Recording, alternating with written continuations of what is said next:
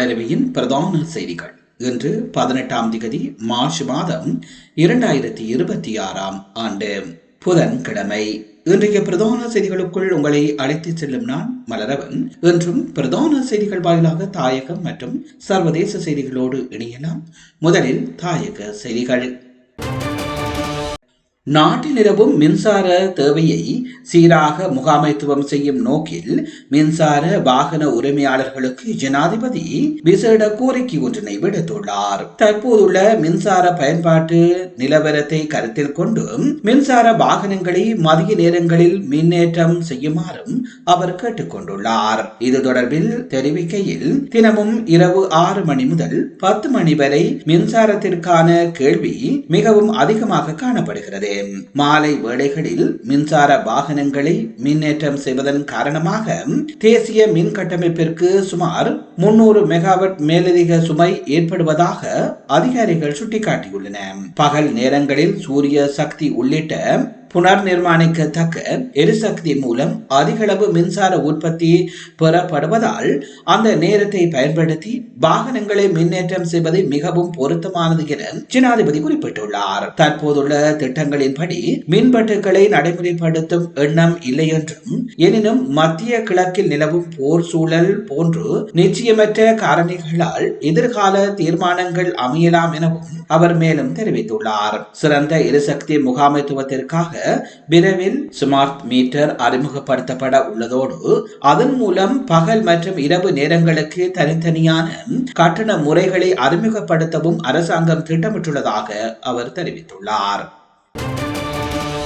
மாலத்தீவின் மாலே சர்வதேச வானூர்தி நிலையத்தில் ஸ்ரீலங்கா ஏர்லைன்ஸ் நிறுவனங்களுக்கான சேவைகளை வழங்குவதற்கான புதிய ஒப்பந்தத்தை வழங்குவதற்கு அமைச்சரவை அங்கீகாரம் அளித்துள்ளது. தற்போது நடைமுறையில் உள்ள ஒப்பந்தம் 2026 மார்ச் 31 அன்று நிறைவடைய உள்ளது.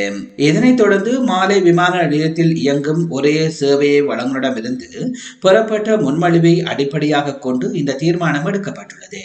உயர்மட்ட நிலையில் கொள்முதல் குழுவின் பரிந்துரைகளுக்கு அமைய 2026 ஏப்ரல் 1ஆம் திகதி முதல் நடைமுறைக்கு வரும் வகையில் 3 ஆண்டு காலத்திற்கு இந்த ஒப்பந்தத்தை வழங்க அமைச்சரவை இணக்கம் தெரிவித்துள்ளது. துறைமுகங்கள் மற்றும் சிவில் வானூர்தி சேவைகள் அமைச்சரினால் சமர்ப்பிக்கப்பட்ட இந்த ஒப்பந்தத்தின் மதிப்பு 16.19 மில்லியன் அமெரிக்க டாலர் ஆகும். இந்த நடவடிக்கை மாலத்தீவில் ஸ்ரீலங்கன் ஏர்லைன்ஸ் நிறுவனத்தின் விமான சேவைகள் எவ்வித தடையுமின்றி தொடர்வதை உறுதி செய்யும் என தெரிவிக்கப்பட்டுள்ளது. உலகம் முழுவதிலும் எரிபொருள் மின்சாரம் இல்லாவிட்டாலும் இலங்கையில் இருக்க வேண்டும் என்ற நிலைப்பாட்டிலேயே எதிரணி உள்ளதாக பொதுமக்கள் பாதுகாப்பு மற்றும் நாடாளுமன்ற அலுவல்கள் பிரதி அமைச்சர் சுனில் வட்டகல தெரிவித்துள்ளார். நாடாளுமன்றத்தில் உரையாற்றிய போது அவர் இதனை தெரிவித்துள்ளார். தற்போதைய நெருக்கடி தொடர்பில் பொருத்தமற்ற உதாரணங்களை முன்வைத்து கருத்துக்களை முன்வைக்கின்றன. உலகம் முழுவதிலும் எரிபொருள் இல்லாவிட்டாலும் இலங்கையில் எரிபொருள் இருக்க வேண்டும். உலகம் முழுவதிலும் மின்சாரம் இல்லாவிட்டாலும் இலங்கையில் மின்சாரம் இருக்க வேண்டும். போரின் தாக்கம் இலங்கைக்கு ஏற்படும் அல்லவா? போர் என்னவானாலும் பரவாயில்லை, எதிர்கட்சிக்கு எரிபொருள் வேண்டும். போர் என்னவானாலும் பரவாயில்லை, எதிர்கட்சிக்கு மின்சாரம் வேண்டும் என்பதாக உள்ளதாக அவர் மேலும் தெரிவித்துள்ளமை இங்கே குறிப்பிடத்தக்கது. 2026 குளிர்கால அட்டவணைக்கான தனது வலையமைப்பை பலப்படுத்தும் நடவடிக்கையின் ஒரு பகுதியாக லண்டன் கொழும்பு நேரடி விமான சேவை மீண்டும் அறிமுகப்படுத்தப்படுவதாக பிரிட்டிஷ் ஏர்வே நிறுவனம் அறிவித்துள்ளது.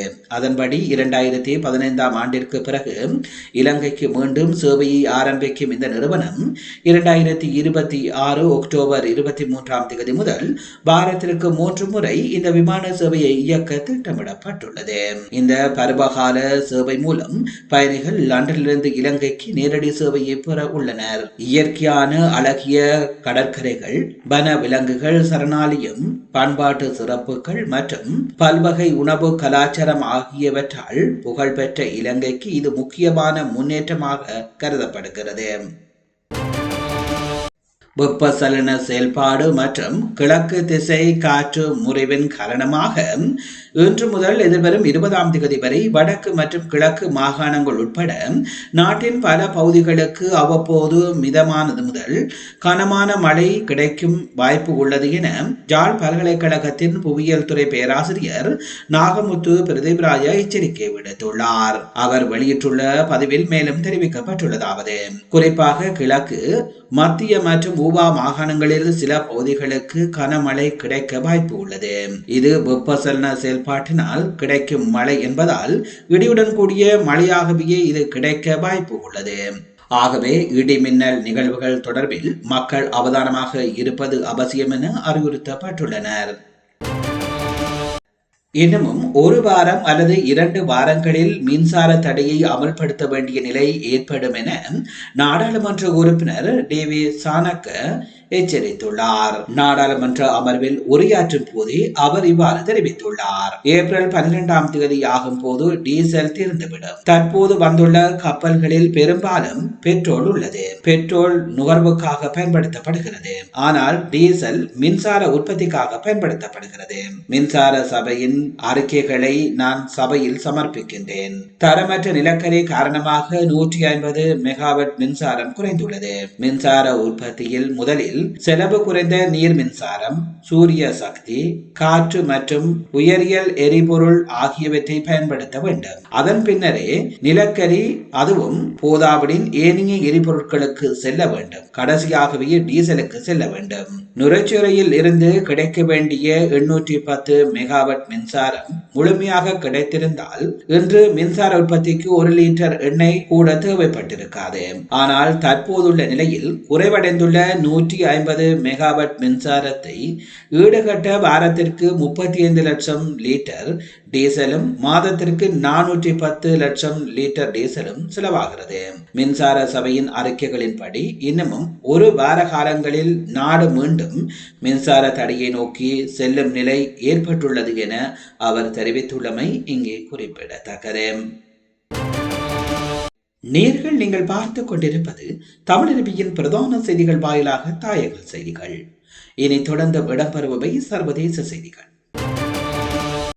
ஈராக்கின் மசகு எண்ணெய் ஏற்றுமதியை மீண்டும் ஆரம்பிப்பதற்காக மத்திய அரசாங்கத்திற்கும் குர்திஸ் தலைவர்களுக்கும் இடையே ஒத்துழைப்பு அவசியம் என ஈராக் ஜனாதிபதி வலியுறுத்தியுள்ளார். ஈராக் செய்தி நிறுவனம் ஒன்றை மேற்கோள் காட்டி அல் ஜசீரா இந்த செய்தியை வெளியிட்டுள்ளது. ஈராக்கிய எண்ணெயை ஏற்றுமதி செய்வதற்கான வழியை கண்டறிவது நாட்டின் நலன்களுக்கு மிகவும் முக்கியமான ஒரு விடயமாகும். துருக்கியின் எண்ணெய் மையத்திற்கான குழாய் வழி பாதை ஊடாக ஏற்றுமதியை மேற்கொள்வதற்கு குர்திஸ் அதிகாரிகள் மறுப்பு தெரிவிப்பதாக குற்றம் சாட்டியிருந்தன. எனினும் இந்த குற்றச்சாட்டை குர்திஸ் அதிகாரிகள் அண்மையில் நிராகரித்துள்ளன. மத்திய அரசாங்கத்தின் கோரிக்கைக்கு பதிலடி கொடுத்திருந்தன. மத்திய அரசாங்கத்திற்கும் பிராந்திய தலைவர்களுக்கும் இடையிலான இந்த இழுபறி காரணமாக எண்ணெய் ஏற்றுமதி பாதிக்கப்பட்டுள்ள சூழலில் நாட்டின் பொருளாதார நலன்களை கருத்தில் கொண்டு ஜனாதிபதி இந்த சமரச முயற்சியை முன்னெடுத்துள்ளமை இங்கே குறிப்பிடத்தக்கது. ஈரானின் தேசிய பாதுகாப்பு பிரிவு தலைவர் அலி லாரியானி கொல்லப்பட்டதாக இஸ்ரேல் உரிமை கோரியுள்ள நிலையில் அதற்கு துருக்கி தனது கடும் கண்டனத்தை பதிவு செய்துள்ளது. துருக்கியின் வெளிவகார அமைச்சர் சந்திப்பு ஒன்றில் உரையாற்றுகையிலேயே இஸ்ரேலின் இந்த செயல்பாடுகளை கடுமையாக சாடியுள்ளனர். அத்துடன் ஈரானிய அரசியல் தலைவர்கள் மற்றும் அரசு அதிகாரிகளை இலக்கு வைத்து இஸ்ரேல் முன்னெடுக்கும் அரசியல் படுகொலைகள் முற்றிலும் சட்டவிரோதமானவை என அவர் குறிப்பிட்டுள்ளார். மேலும் இத்தகைய நடவடிக்கைகள் சாதாரண போர்க்கால சட்டங்களுக்கு அப்பாற்பட்ட ஏற்றுக்கொள்ள முடியாத செயல்பாடுகள் என அவர் தெரிவித்துள்ளார். குறித்த மரணம் குறித்து இஸ்ரேல் உரிமை கோரியுள்ள போதிலும் ஈரான் தரப்பிலிருந்து இதுவரை அந்த தகவல் உத்தியோகபூர்வமாக உறுதிப்படுத்தப்படவில்லை என்பது குறிப்பிடத்தக்கது. மத்திய கிழக்கில் ஏற்கனவே பதற்றமான சூழல் நிலவி வரும் வேளையில் துருக்கியின் இந்த அறிக்கை சர்வதேச அரசியலில் முக்கியத்துவம் பெற்றுள்ளது. ஹோர்மோஸ் நீர்நிலையின் பாதுகாப்பிற்காக தமது கடற்படைகளை அனுப்ப வேண்டும் என்ற அமெரிக்காவின் கோரிக்கையை நேட்டோ உறுப்பு நாடுகள் நிராகரித்துள்ள நிலையில் அந்த நாடுகள் மீது ஜனாதிபதி டொனால்ட் ட்ரம்ப் கடும் விமர்சனங்களை முன்வைத்துள்ளார். இது குறித்து அவர் மேலும் தெரிவித்துள்ளதாவது: ஈரான் எனும் பயங்கரவாத ஆட்சிக்கு எதிரான எமது இராணுவ நடவடிக்கைகளில் தலையிட விருப்பமில்லை என பெரும்பாலான நேட்டோ நேச நாடுகள் எமக்கு தெரிவித்துள்ளன. நாம் அவர்களுக்கு பாதுகாப்பு வழங்குகிறோம். ஆனால் எமக்கு தேவைப்படும் நேரத்தில் அவர்கள் எதை கொடுக்கவும் முன்வருவதில்லை என சாடியுள்ளார். அத்துடன் அமெரிக்காவின் தற்போதைய இராணுவ நகர்வுகளை பெரும்பாலான நாடுகள் ஆதரிப்பதாகவும் அவர் இதன் போது குறிப்பிட்டுள்ளார். ஈரான் இராணுவம் அளிக்கப்பட்டு விட்டது.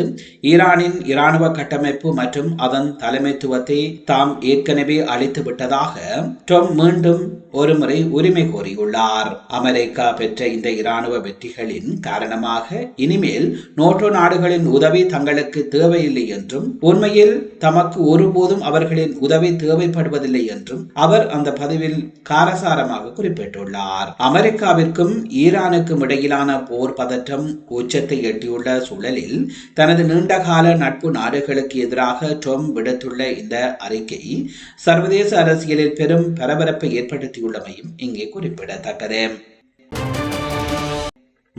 நீங்கள் பார்த்துக் கொண்டிருப்பது தமிழருவியின் பிரதான செய்திகள் வாயிலாக தாயகம் மற்றும் சர்வதேச செய்திகள். தாயகம் மற்றும் சர்வதேச செய்திகள் இத்துடன் நிறைவு பெறுகின்றன. செய்திகள் தொடர்பான உங்கள் அன்பான கருத்துக்களை கீழே பதிவு செய்வதோடும் எமது சேனலை உங்கள் உறவுகள் நண்பர்களுக்கு தெரியப்படுத்தி அவர்களை இணைத்துக் கொள்மாறு அன்பாக கேட்டுக் கொள்வதோடு விடுந்திருக்கின்ற இன்றைய பொழுது உங்கள் எல்லோருக்கும் ஒரு நல்ல பொழுதாக அமைய எல்லாம் வல்ல இறைவனை வேண்டி உங்களிடம் விடைபெறும் நான் என்றும் உங்களுடன் இணைந்திருக்கும் மலரவன் மீண்டும் இன்னும் ஒரு பிரதான செய்திகள் வாயிலாக சந்திக்கின்றேன். அதுவரையில் நன்றி, வணக்கம்.